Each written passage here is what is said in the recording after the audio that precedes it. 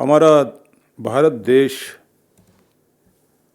अनेक अनेक सिद्धों से, साधकों से, ऋषियों से, ज्ञानियों से, ध्यानियों से, संतों से यह इस तरह से समृद्ध रहा है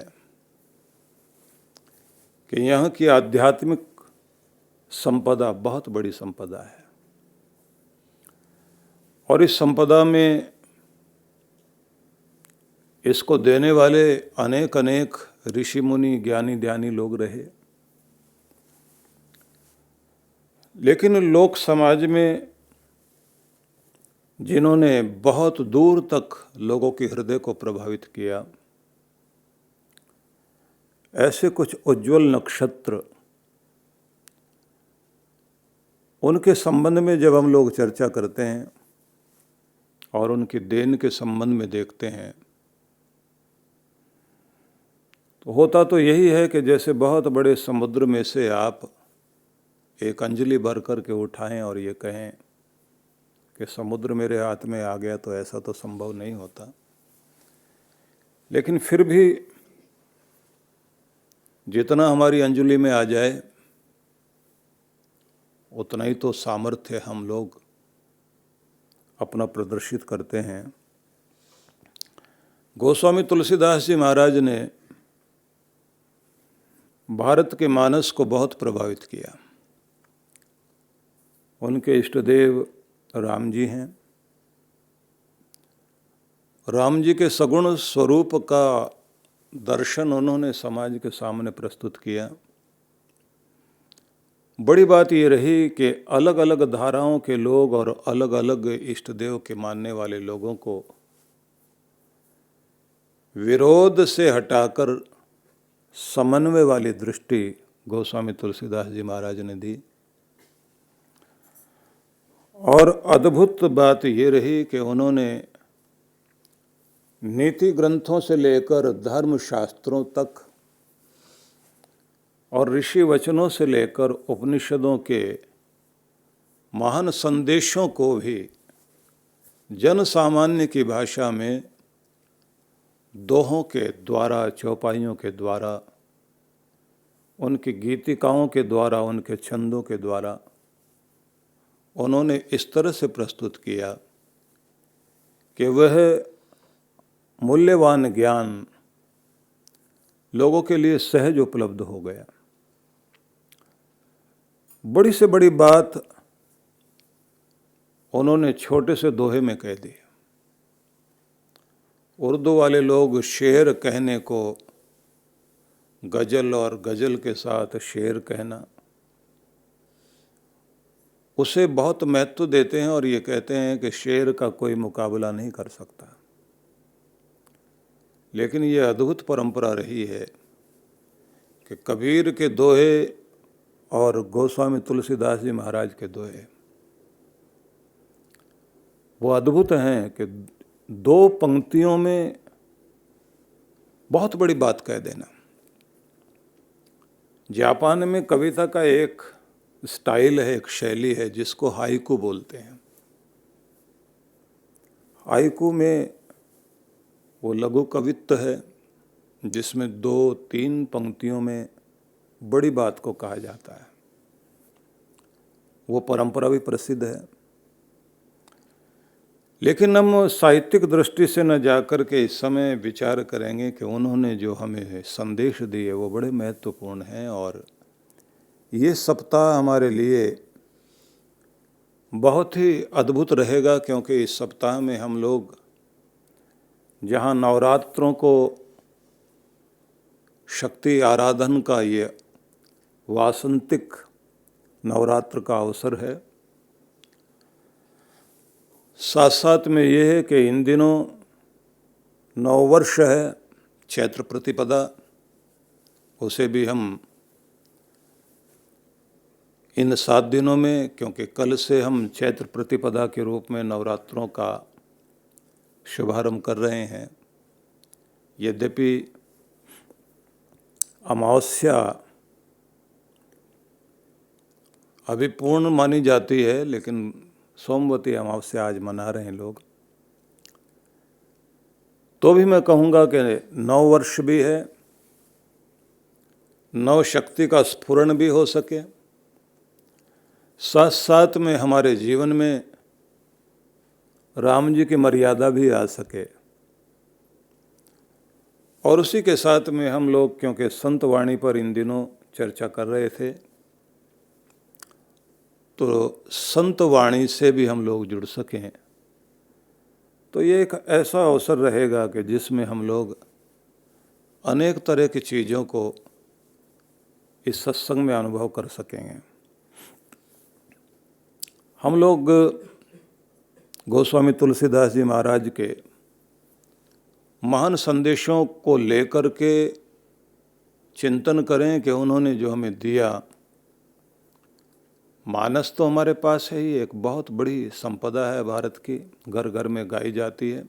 और कहना चाहिए कि पूरे विश्व में 24 घंटों में कोई भी ऐसा समय नहीं है जब इस पोथी का, मानस का कहीं ना कहीं पाठ ना हो रहा हो, क्योंकि कहीं सूरज निकल रहा है, कहीं छिप रहा है, और भारत की परंपरा को मानने वाले लोग पूरी दुनिया में हैं। इसलिए इसको कविता नहीं कहा जा सकता, क्योंकि ये ऐसा ग्रंथ है कि हर मंदिर में सजा हुआ है, हर घर में सजा हुआ है। और ये तब सजता है मंदिर में जब पहले हृदय में सज जाता है। तो इसलिए आइए कुछ थोड़े से संदेश हम लोग कहना चाहिए। गोस्वामी तुलसीदास जी महाराज के मोती, मूल्यवान मोती, उन पर हम लोग चिंतन करते हैं।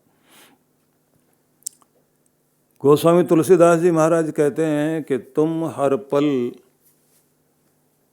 किसान वाला कार्य कर रहे हो, अपने चित्त पर कुछ बीज बो रहे हो, और वो जो बीज बो रहे हो अपने वचनों से भी बोते हो, अपने कर्म से बो रहे हो, और अपने चिंतन से भी बो रहे हो। और उससे दो तरह के फल उग रहे हैं। एक फल बहुत मीठा है, सुख देता है, शांति देता है, चैन देता है, संतुष्टि देता है, तृप्ति देता है, आपको मुस्कुराहट देता है, आपके घर में खुशी देता है। उस फल का नाम है पुण्य। लेकिन एक और फल है जो किसी और का उगाया हुआ नहीं, खाना आपको ही पड़ता है। खिलाने वाली ताकत बहुत बलशाली है।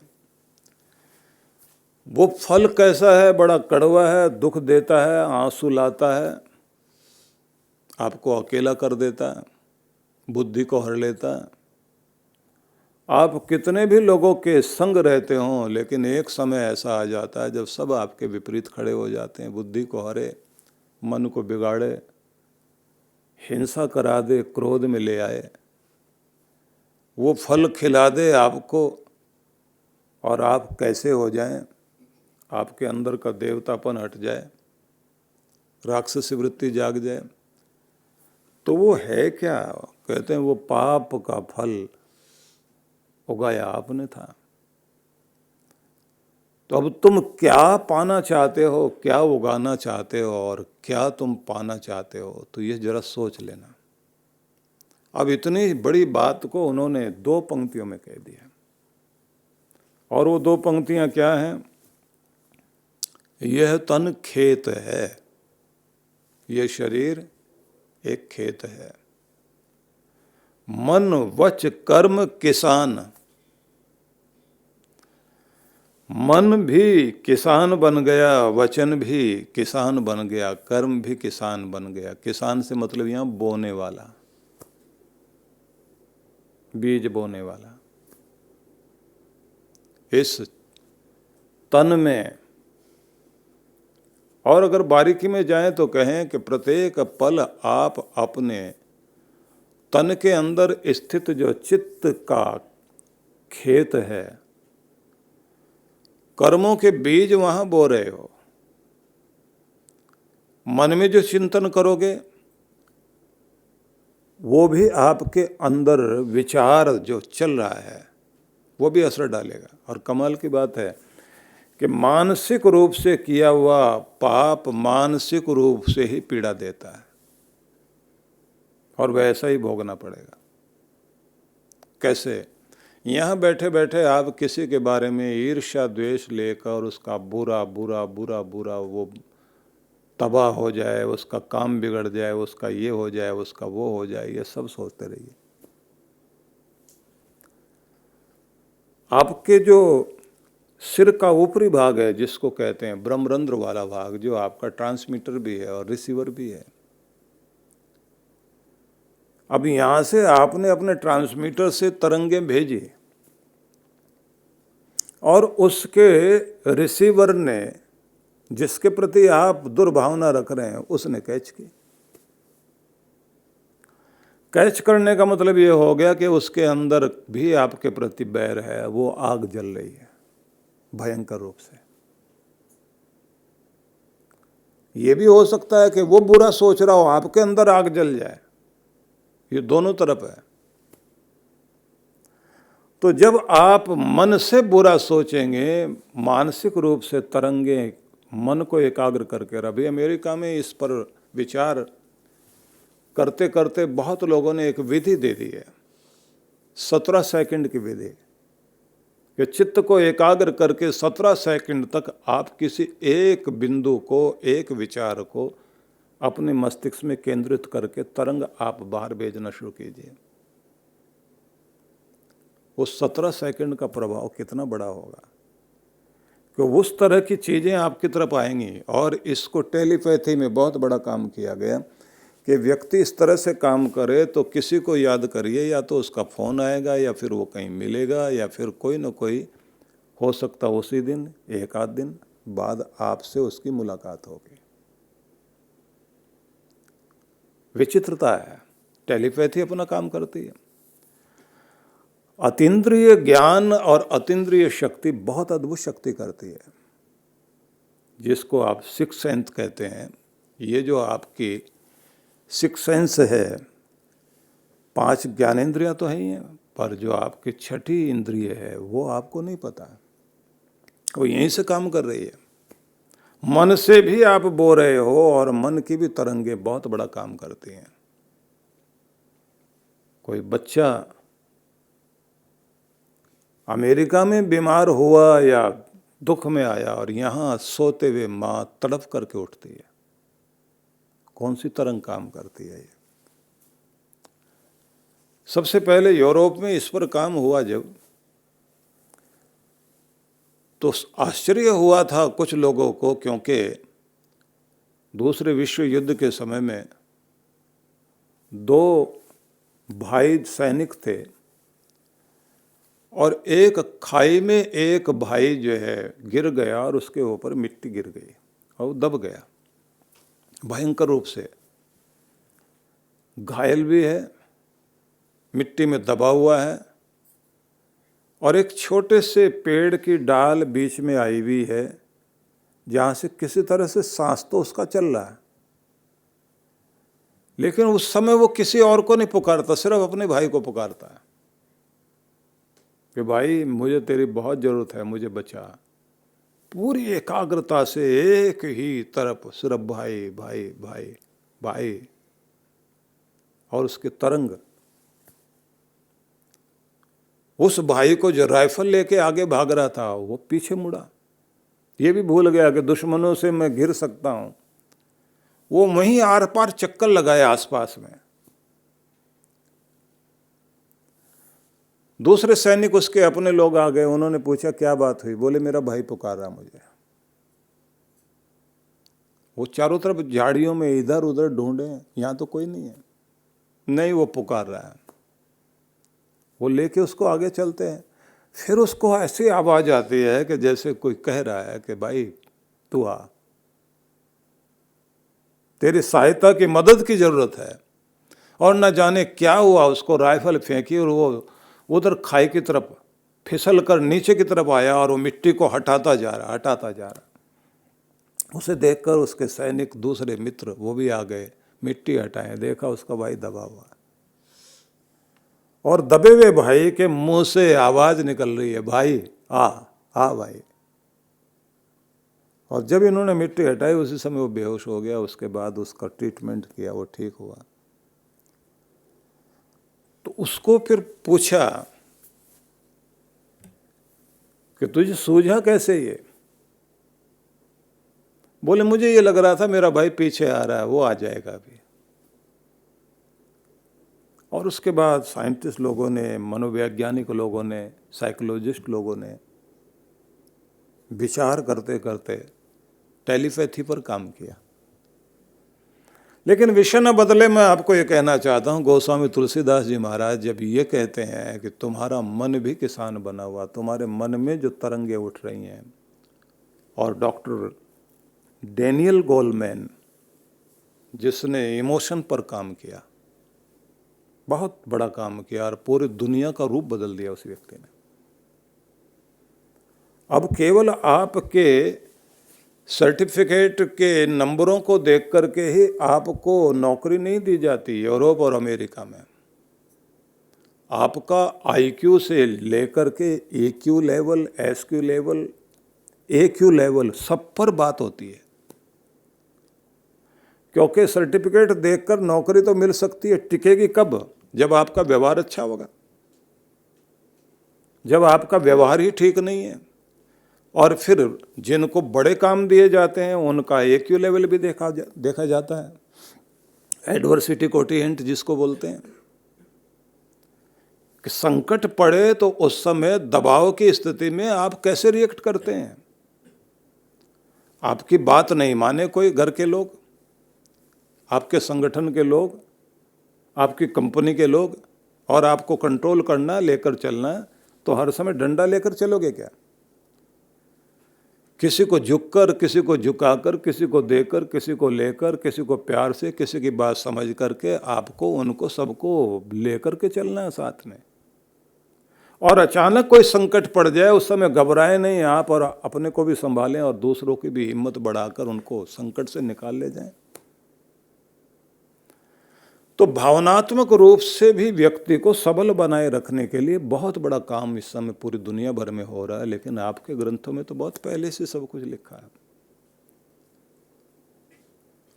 क्योंकि भक्ति में तो सीधा ही कहा जाता है कि भगवान तक आपकी जो है भाव तरंगे पहुंचती हैं, आपके मंत्र और आपके शब्द जब आप उनको उच्चारण करते हैं, अगर उसमें भावना जुड़ी हुई है तो मंत्र की तरंगे बहुत बड़ा काम कर जाएंगे।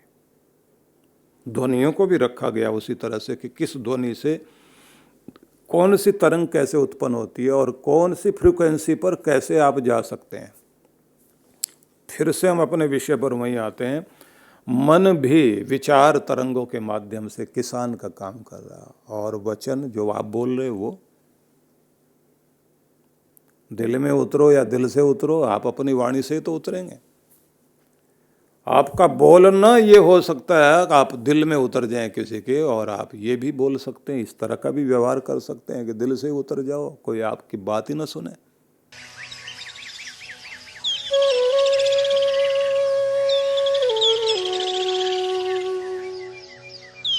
सद्गुरु श्री सुधांशु जी महाराज द्वारा मानव सेवा को समर्पित संस्था विश्व जागृति मिशन वर्ष 1991 से धर्म, समाज एवं मानवता की सेवा में संलग्न है। यह संस्था 90 मंडलों, सेवा केंद्रों के माध्यम से न केवल भारत अपितु देश के बाहर अनेक देशों में सेवा के कार्य कर रही है। संस्था की स्थापना से लेकर अब तक विगत 30 वर्षों में जहां लोगों को सन्मार्ग पर प्रेरित करने के उद्देश्य से गुरुवर ने 7000 से अधिक प्रवचन दिए हैं, वहीं देश के राज्य की राजधानियों व प्रमुख नगरों में लगभग 40 आश्रम, 25 मंदिर, सत्संग भवन व ध्यान साधना केंद्रों का निर्माण हुआ है। दिल्ली में करुणा सिंधु धर्मार्थ अस्पताल एवं फरीदाबाद के आरोग्य धाम अस्पताल में लाखों जरूरतमंद रोगियों का उपचार व ऑपरेशन किया गया है। अनाथ गरीब बच्चों के लिए सूरत में अनाथाश्रम, दिल्ली एवं कानपुर में गुरुकुल, फरीदाबाद में ज्ञानदीप विद्यालय, मुरादाबाद में सृजन प्राइमरी स्कूल, झारखंड के रुक्का खूंटी गांव में आदिवासी बच्चों के लिए 2 पब्लिक स्कूल समेत दिल्ली में उपदेशक महाविद्यालय भी बनाया गया है। इन शैक्षणिक संस्थाओं में लगभग 2500 बच्चों को शिक्षित व संस्कारित किया जाता है। दिल्ली के आनंदधाम आश्रम में जहां वृद्धाश्रम एवं वानप्रस्थ संचालित हैं, वहीं आश्रम की कामधेनु गौशाला में 125 गौओं की सेवा की जाती है। कामधेनु गौशाला की तरह ही देश के प्रमुख नगरों में 7 अन्य गौशालाएं भी संचालित हैं। साथ ही पूजा पाठ, यज्ञ अनुष्ठान से लोगों में धार्मिक भावना जागृत की जाती है। ओम अग्नये सप्तजिह्वाय स्वाहा, ओम अग्नये हव्यवाहनाय स्वाहा, ओम अग्नये शोधनजाताय स्वाहा। गरीब जरूरतमंद महिलाओं को सक्षम बनाने के लिए जहां कई तरह के प्रशिक्षण दिए जाते हैं, वहीं गरीब कन्याओं के विवाह में सहयोग भी किया जाता है। प्राकृतिक आपदा जैसे कि बाढ़, भूकंप, तूफान आदि में जहां मिशन द्वारा प्रधानमंत्री राहत कोष में सहयोग किया जाता है, वहीं जैसे वर्तमान में चल रही महामारी कोरोना संकट काल में जरूरतमंदों को भोजन, राशन किट व सांसों के संकट से जूझ रहे जरूरतमंद मरीजों को देश विदेश से मंगाकर ऑक्सीजन कंसंट्रेटर बांटे गए। मानव सेवा को ईश्वर भक्ति मानते हुए सेवा परमो धर्म के भाव से विश्व जागृति मिशन के सेवा कार्य निरंतर जारी हैं। आइए मिशन के सेवा पथ पर बढ़ते कदमों में कदम से कदम मिलाकर चलें और मानवता की सेवा में दान सहयोग कर पुण्य के भागीदार बनें।